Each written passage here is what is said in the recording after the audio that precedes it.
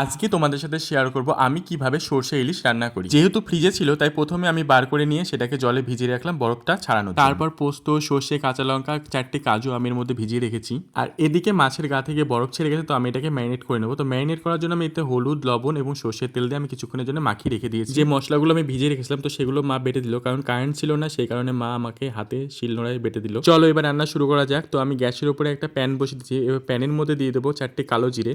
এরপর আমি মাছগুলো হালকা করে ভেজে নেব। আমি এর আগে এবার রান্না করেছিলাম, সেটাতে মাছ ভেজলাম, তো হঠাৎ এবার মনে হলো যে আমি মাছটা ভেজেই রান্না করি। খুব বেশি আমি ভাজবো না, জাস্ট 2 পিঠ উল্টিয়ে পাল্টিয়ে একটু ভেজে নেব।